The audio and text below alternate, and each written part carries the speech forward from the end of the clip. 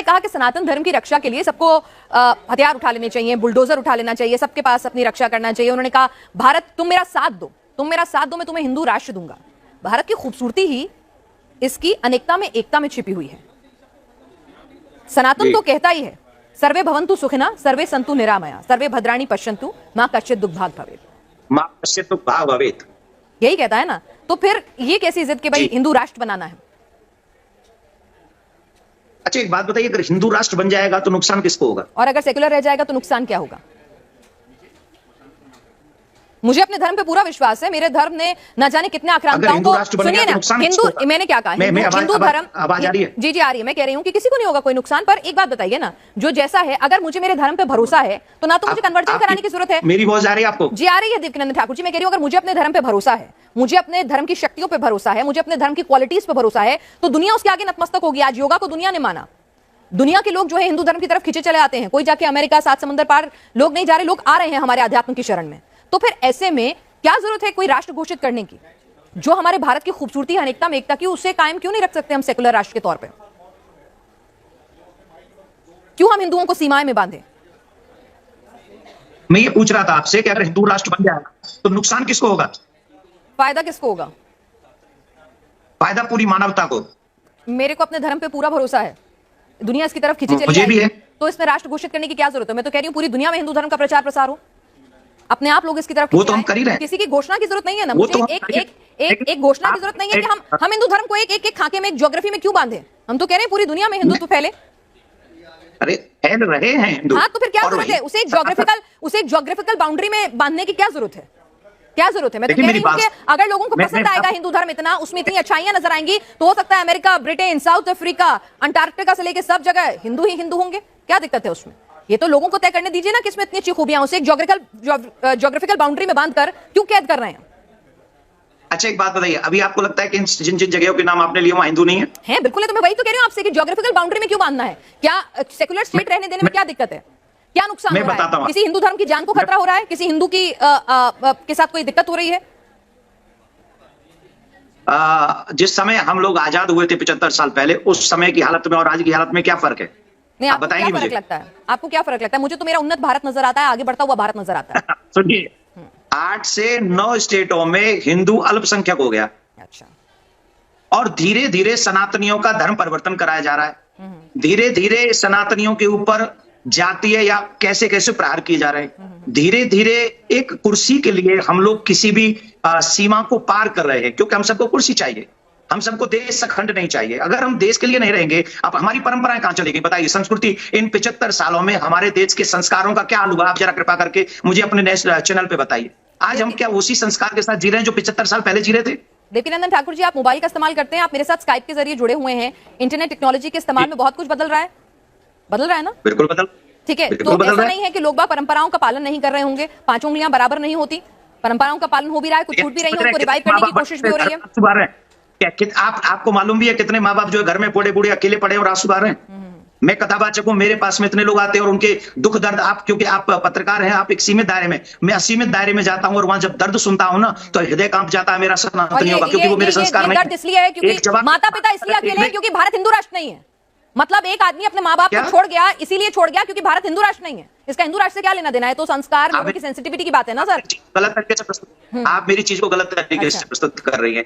हिंदू राष्ट्र का मतलब है सनातन परंपरा, सनातन संस्कृति। सनातन संस्कृति के ही हमारे आचार्य भगवान श्री राम, जो अपने माँ सौतेली माँ के कहने पर 14 वर्ष के लिए वन को चले गए थे, वो है संस्कार। और ऐसा संस्कार निर्माण करेगा हिंदू राष्ट्र का, सनातन राष्ट्र का। और वो सनातन राष्ट्र किसी पे कुठाराघात नहीं करेगा। सनातनियों ने किसी पर आक्रमण नहीं किया है। सनातन किसी को मारना नहीं चाहता। सनातन सबको प्यार देना चाहता है। सनातन सबको अपने साथ में रखना चाहता है। मैं एक जगह पर था, एक पत्रकार बंधु ने कहा जब आप हिंदू राष्ट्र बनाएंगे तो आप हमें कृपा करके बताइए उसमें हमारे मुसलमान भाइयों की क्या उपलब्ध क्या रहेगा, मुसलमान भाइयों का क्या रहेगा? मैंने उससे कहा था कि यही रहेगा जैसे राम जी के राज्य में लक्ष्मण का था, जैसे शत्रुघ्न का था, वैसे भरत का था। ये है सनातन, ये है हिंदू राष्ट्र। हिंदू राष्ट्र बनेगा, क्या हिंदू धर्म इतना कमजोर है कि उसे क्या हिंदू धर्म इतना कमजोर है कि उसे एक डिक्लेरेशन की जरूरत है? हिंदू धर्म इतना कमजोर है कि उसे डिक्लेरेशन की जरूरत है कि हिंदू राष्ट्र बना लो? मैंने कहा ना, हिंदू धर्म इतना कमजोर है, देश के कानून पे भरोसा नहीं है। अगर आप कह रहे हैं धर्म परिवर्तन हो रहा है तो मुसलमानों का भी हो रहा है। मुसलमानों का धर्म परिवर्तन तो बागेश्वर महाराज ने अपने मंच पर कराया और बड़े गदगद हुए, बड़ी तालियां बजवाई कि बहुत खूबसूरत शानदार काम किया है। वो अगर हिंदू धर्म में आए तो बहुत बढ़िया काम हो रहा है, लेकिन अगर हिंदू चला जाए तो पाप हो रहा है।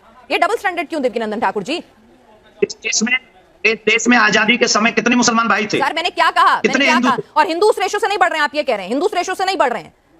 जो 125 करोड़ की आबादी हो गई, क्या नहीं बढ़ रहे हैं? हिंदू उस रेशो से नहीं बढ़ रहे हैं। अगर रेशो की बात करें, फर्टिलिटी रेशो की बात करें, अगर हम बात करें कि किस रेशो से बढ़ रहे हैं, तो आप कह रहे हैं कि हिंदू मुसलमान अलग अलग रेशो से बढ़ रहे हैं। क्या बात करें, 125 करोड़ की आबादी में क्या फिर 70% मुसलमान हो गए क्या? सर एक सेकंड, मैं आपसे की बात ही नहीं की। सर मैं वही आप कर रही हैं। नहीं सर, मैं आपसे ये पूछ रही हूँ कि क्या हिंदू धर्म को, क्या हिंदू, एक मिनट, हमारे देश के कानून पर आपको भरोसा है? पूरा संविधान पर पूरा भरोसा है। पूरा भरोसा है। इस देश में धर्म परिवर्तन के खिलाफ कानून है और कड़े कानून बन रहे हैं। उन कानून और बनने चाहिए, ठीक है। कानून में कमी पेशी हो सकती है, बिल्कुल आपको अधिकार है इस देश के नागरिक होने के नाते उसके खिलाफ आवाज उठाने का, और कड़ाई से होना चाहिए, एग्जीक्यूशन और बेहतर होना चाहिए। तो जब कानून अपना काम कर रहा है तो हमारे देश की सेकुलर छवि को हम क्यों खत्म करें? अगर हमें अपने धर्म का प्रचार प्रसार करना है तो उस धर्म में इतनी शक्ति और इतना भरोसा होना चाहिए, अपने धर्म पे इतना विश्वास होना चाहिए कि वो खुद ब खुद दुनिया उसके आगे खींची चली आएगी।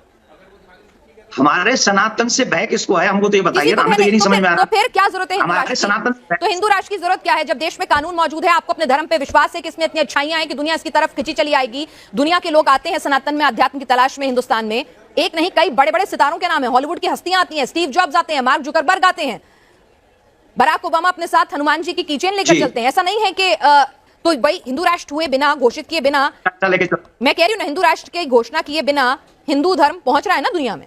तो हिंदू राष्ट्र की घोषणा करके ऐसा क्या मिल जाएगा? कानून है। अगर आपको लगता है धर्म परिवर्तन बहुत बड़ी दिक्कत है तो कानून है उसके लिए,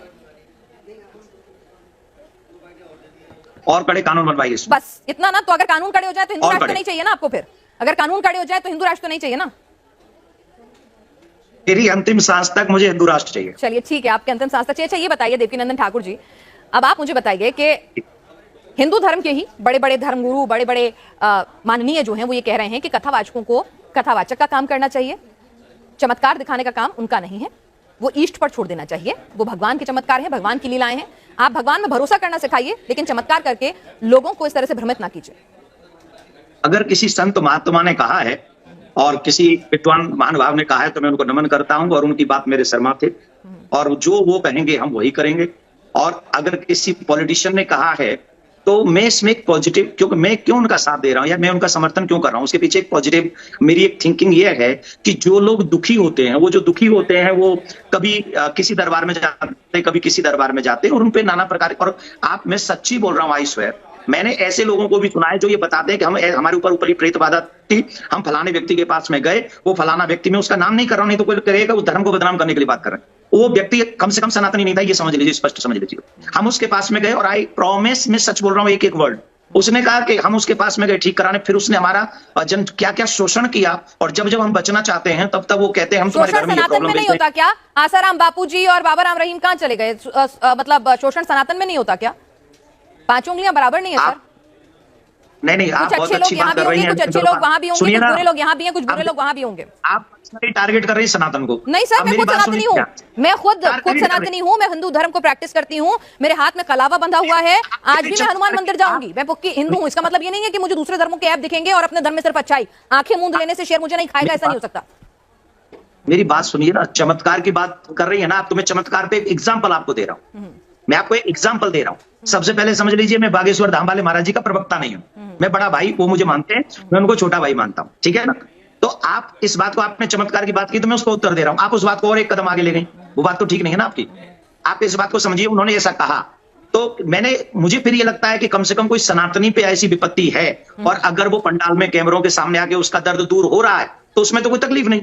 आपने अभी कई संतों के नाम लिए, मैं उनका नाम नहीं लूंगा कि वो जेल में है, अगर वो जेल में है तो ऐसे कई फादर और पता नहीं कौन कौन है, तो वो आज उनसे भी बड़े कांड किए हैं और उनको बेल मिल गई 14 दिन में, और संत को बेल नहीं मिलती है कभी भी।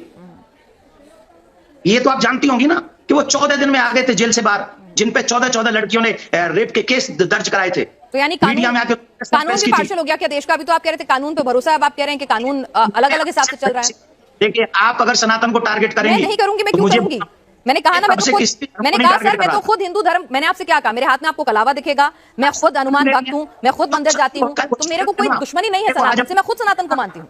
दुर्भाग्य है कि वो सनातन धर्मगुरु थे, इसलिए वो अभी तक जेल में है। अच्छा, अगर वो किसी धर्म के गुरु होते ना तो वो जेल में नहीं होते, वो बाहर बैठे होते, मजे ले रहे होते। 70 केस है एक एक व्यक्ति पर, पुलिस उन पर हाथ नहीं डाल सकती। ठीक है, ठीक है, आप नहीं डाल सकती, मीडिया उनका आवाज नहीं उठा सकती, क्या बात कर रही हैं आप? सर, मैंने अपने शो में मैंने आपको पहले भी बताया कि हमने ईसाई मिशनरीज हो या फिर कोई दूसरे धर्म के लोग हों, अगर वो कुछ इस तरह से गलत दावे कर रहे थे तो हमने उनके भी चीजों को अपने शो में दिखाया है। यूट्यूब पे वो सारे शोज इस वक्त मौजूद हैं, आप देख